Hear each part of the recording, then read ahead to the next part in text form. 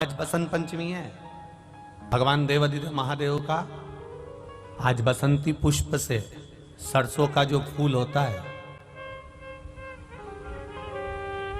108 सरसों के पुष्प से भगवान शंकर का श्रृंगार किया जाता है या शिव को समर्पित किया जाता है।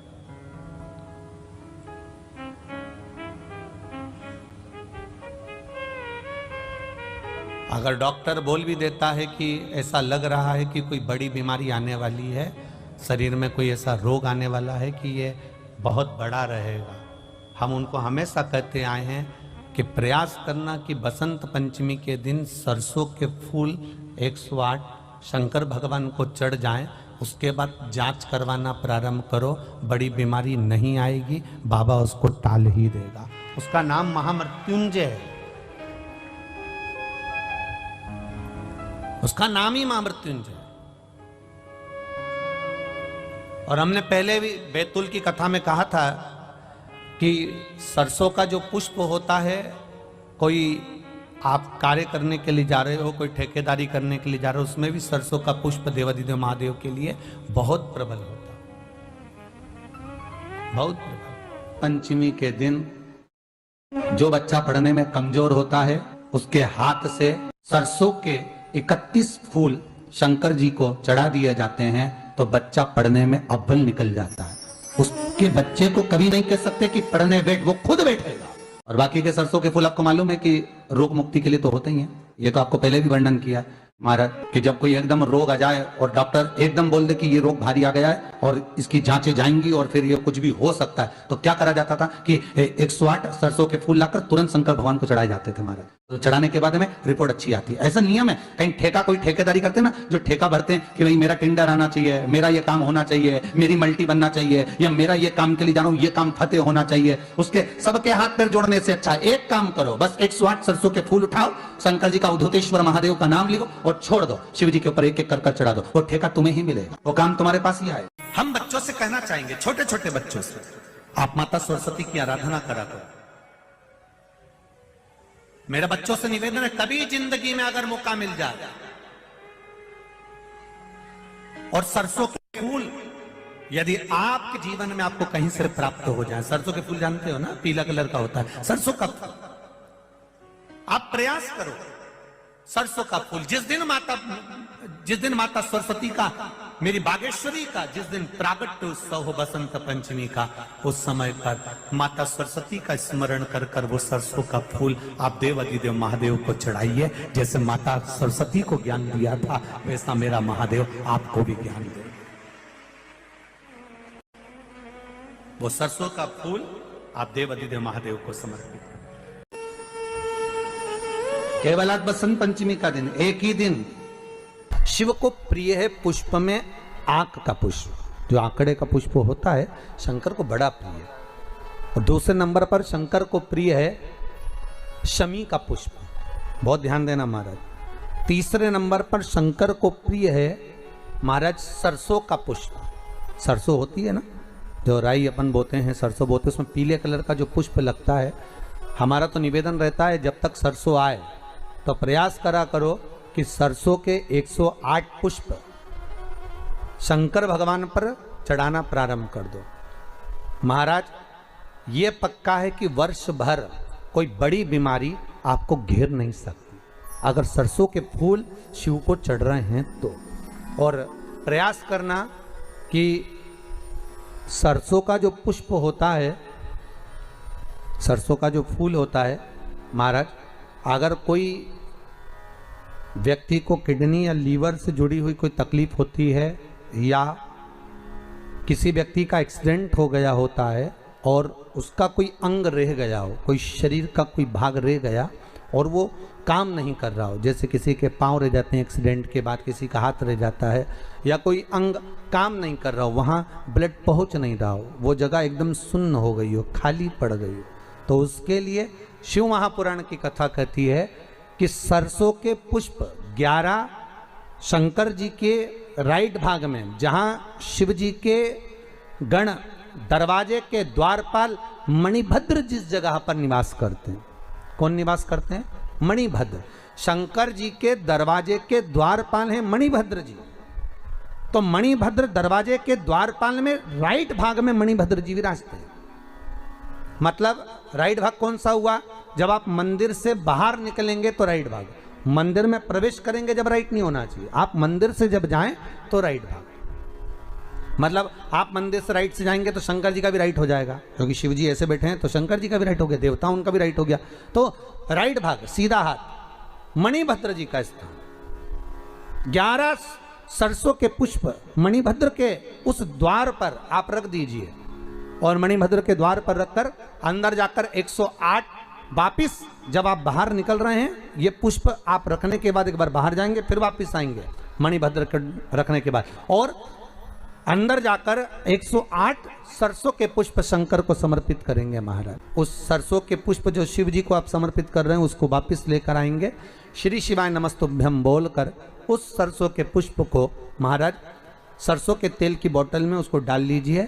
शंकर भगवान को किसी भी प्रदोष में, शाम के समय प्रदोष काल में उस तेल को वापस ले जाकर चढ़ा दीजिए शिव जी को, उसको वापस लेकर आ जाइए। उस तेल का प्रयोग आप नाभि में डालिए, और जो शरीर काम नहीं कर रहा उस स्थान पर कम से कम 15 दिन 20 दिन तक उसकी मालिश करना प्रारंभ करिए।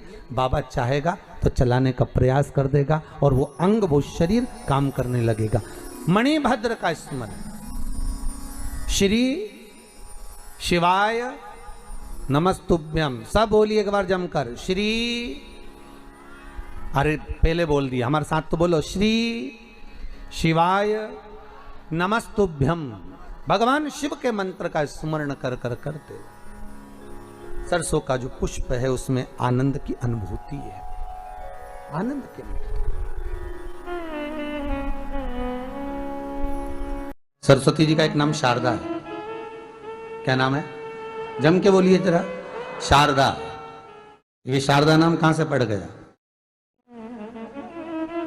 सरस्वती माता को शारदा नाम किसने दिया था? भाई नामकरण होता है तो हमारे यहाँ तो आज भी नियम है महाराज, ये बुआ कोई नाम बताती है, मामा जी कोई नाम बताते हैं, और दादाजी कुछ बोलते हैं, कोई बोलेगा टिक्कू, कोई बोलेगा पिक्कू, कोई बोलेगा कुछ, सबके नाम अपने अपने रहते हैं, कोई प्रेम से क्या बोलता है। तो सरस्वती का शारदा नाम किसने प्रदान किया था? माता सरस्वती को शारदा संबोधन किसने दिया था? माता सरस्वती को शारदा का संबोधन किस समय पर प्रदान किया गया था?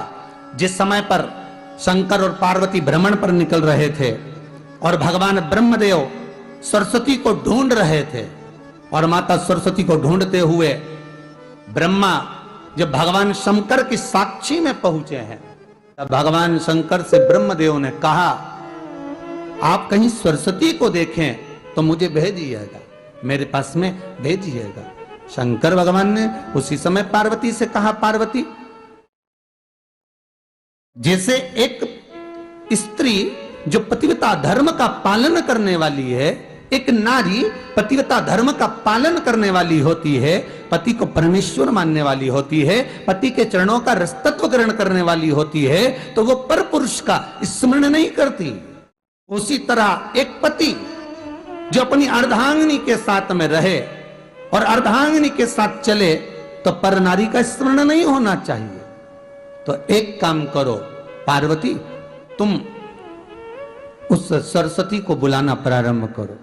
अब पार्वती जी ने कहा, सरस्वती तो मेरी बहन जैसी है, सरस्वती तो मेरी सखी जैसी है, अब मैं उसको अगर बुलाऊं, आवाज दूं, अच्छा नहीं लगेगा। तो माता पार्वती जब ढूंढते ढूंढते ढूंढते ढूंढते शंकर भगवान के साथ में भ्रमण करती करती पहुंची, तो क्या देखती हैं माता पार्वती कि एक सरोवर के पास में माता सरस्वती बैठकर सरोवर में अपना मुखाग्रविंद देख रही थी। श्वेत वस्त्र था मेरा माँ का, और बड़ी सुंदर गले में माला पहन रखी थी माता सरस्वती ने, और एक सरोवर में माता सरस्वती अपने मुख को जब निहार रही हैं, उस दर्पण के भाव में अपने प्रतिबिंब को देख रही हैं, तब उस समय पर माता पार्वती ने कहा,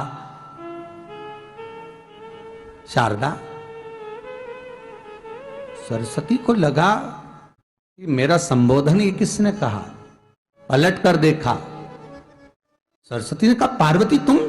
हाँ, मैंने तेरा जो दर्पण में प्रतिबिंब देखा है, तेरा स्वरूप देखा, पर तू इतनी सुंदर है, इतनी सुंदर है, पर तेरा जल में जो स्वरूप देखा ना, वो नीला दिखाई दिया, थोड़ा सा श्याम दिखाई दिया, इसलिए मैंने तुझे शारदा कह दिया। आज भी हमारे मध्य प्रदेश के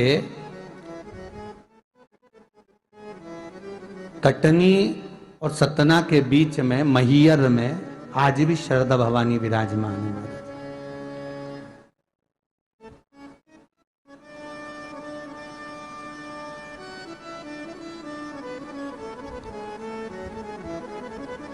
धार जिले में जाएंगे तो बाग क्षेत्र में मां बागेश्वरी, मां शारदा आज भी विराजमान। कहा सरस्वती जी पूछी, पार्वती तुमने मेरे को शारदा क्यों कहा? क्योंकि तेरा जो प्रतिबिंब था वो श्याम नजर आ रहा था मुझे।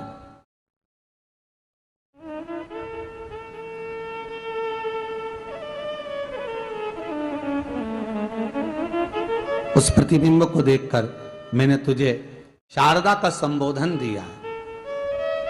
तुम्हें ब्रह्मा जी बुला रहे हैं। सरस्वती ने कहा,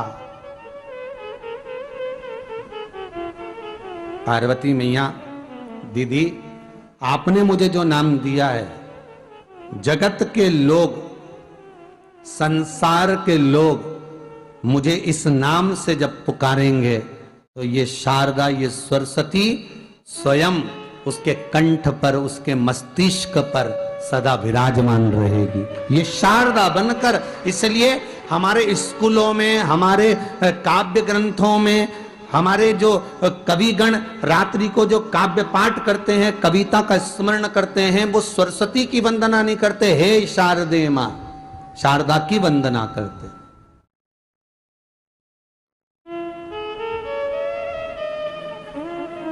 कभी आपसे कोई पूछ ले कि शारदा नाम पार्वती सरस्वती का कब पड़ा, तो आप बता सकते हैं कि ये माता शारदा नाम कोई सहज नहीं है। मां ढूंढने के लिए जब निकली, ब्रह्मदेव के कहने पर भगवान शिव के साथ भ्रमण करती। नाम का उच्चारण कोई सहज नहीं होता। कोई देखता होगा, दादाजी ने अगर किसी का नाम कुछ रखा है तो कुछ सोच के रखा होगा, पिताजी ने अगर कुछ रखा है तो उसके मन में कुछ आया होगा तो रखा होगा, मम्मी ने अगर कोई नाम रखा है तो उसने कोई विचार कर कर रखा होगा। कोई नाम अगर किसी का रखा जाता है तो उसके अनुकूल रखा जाता है कि हो सकता है कि वो नाम की क्या उसके मन में चल रहा होगा।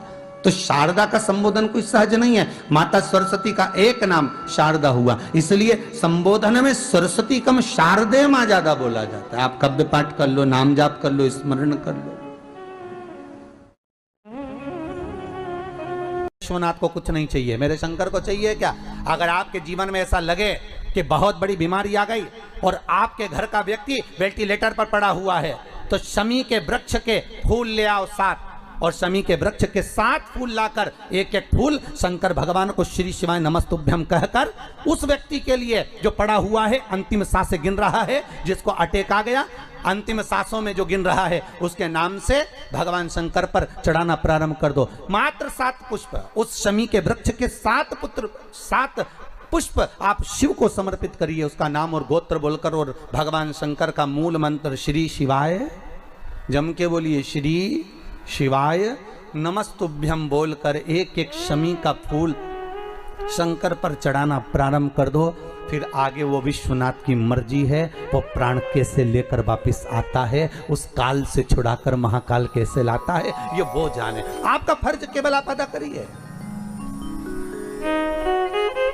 जब अंत में डॉक्टर भी हार जाते हैं, जब अंत में डॉक्टर भी कह देते हैं कि अब हमारे बस का नहीं है, अब तो उस परमात्मा के हाथ में, मतलब डॉक्टर को भी मालूम है कि एक और डॉक्टर बैठा हुआ, एक डॉक्टर और है, वो बस वो थोड़ा सा दूर तो रहता है पर करीब भी बहुत है। कई लोग कहते हैं गुरुजी वो कैलाश पर रहता है बहुत, तो उनको बुलाएंगे तो आएंगे। हमने कहा कैलाश पर तो रहता ही नहीं है, जहाँ भक्त है वहाँ भगवान, वो दूर तो रहता ही नहीं। आप तो बस केवल उसको बुलाने का प्रयास करिए, आप दिल से बस उसको हाजिर, वो दिल से बुलाओ तो उसको।